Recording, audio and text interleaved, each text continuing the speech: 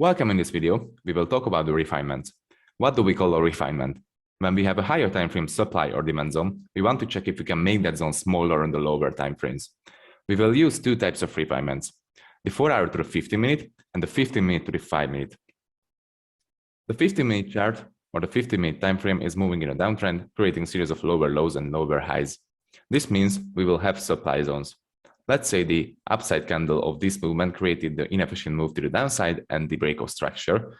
So we will have a right and valid supply zone. If we switch to the 5-minute chart, inside of this 50-minute supply zone, we will find a much smaller zone because the 5-minute candle before the inefficient push will be significantly smaller, and we can use this zone as our 5-minute refinement. So if we correlate the time frames, we will have this bigger 50-minute zone, and inside of that bigger 50-minute zone, we will have a much smaller 5-minute zone. So this is what we call refinements. Okay, we are on the live chart. I usually do two types of refinements.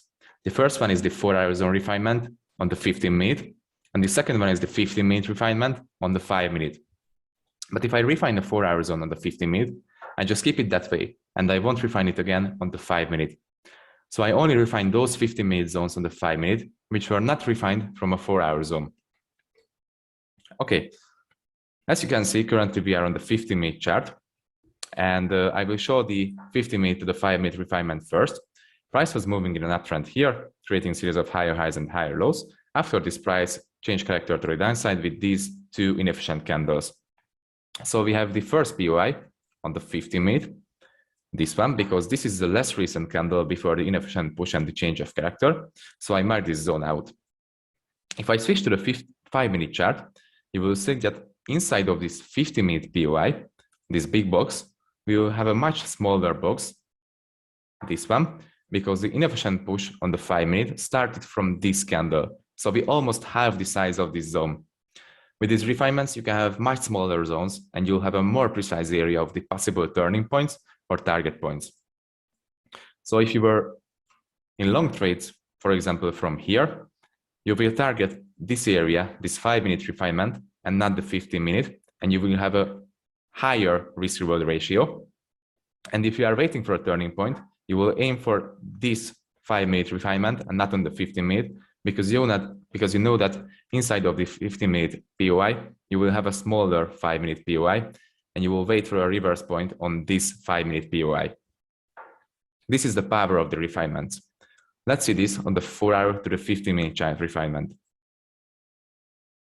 Before we continue with the 4-hour to the 15-minute refinement, I want to show you what happens if you get two unmitigated 5-minute zones inside of the 15-minute zone. So if you see two unmitigated 5-minute zones inside of the 15-minute zone, you just want to keep the unrefined 50-minute zone. And if one of the zones are mitigated, you can use the other 5-minute zone as the refinement. So as you can see, price is moving in an uptrend here, creating a series of higher highs and higher lows. We will have this 15-minute zone here because it created a breakout structure to the upside with an inefficient movement. So we can safely mark out this 15-minute zone. If you want to refine this 15-minute zone on the 5-minute, you will see two different 5-minute zones inside of this 15-minute. The first one is down here. The second one is up here. The first one has been already mitigated by price. So this means you can safely use the upper one as the 5-minute refinement. But if price didn't mitigate the first one, so it has been left unmitigated, you can't use double zones. You will have to use the full 15-minute zone as your demand zone. So you can't refine it.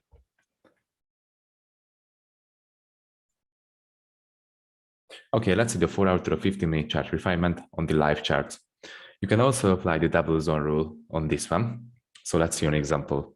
As you can see, price created this demand zone right here. It created an inefficient push to the upside, breakout structure here, change of character here, liquidity here. So this is a really valuable zone. Okay, let's see the refinement of this zone on the 15-minute chart. Let's find that zone. As you can see, this is that 4-hour zone. And inside of this 4-hour zone, you will have two different demand zones. The first one is up here. As you can see, this created inefficient push to the upside. Here, breakout structure and liquidity sweep. So we have this first 15-minute POI inside of the 4-hour. We have a second one down here, as you can see, this one, because it also created breakout structure to the upside with an inefficient move and liquidity sweep. But this zone has been already mitigated by this movement. So this means you can safely use the upper zone, because as I said, if you get two zones and one of the two zones is mitigated, you can safely use the other one. So in this case, the other one is this one. Okay, we will want to see some rejection or reaction on this zone inside of the 4-hour PY. Let's just extend this zone and search for a reaction. As you can see, price perfectly tapped this zone, perfectly tapped it with this wick, and after the tap of this zone, it rejected and reversed the price to the upside. So this is the power of the refinements, because as you can see, price has already tapped this zone, the 4-hour one, but it didn't mitigate the full zone and didn't mitigate the 50-minute zone. So it had to come down to mitigate the 50-minute zone inside of the 4-hour. This is the true power of the refinements.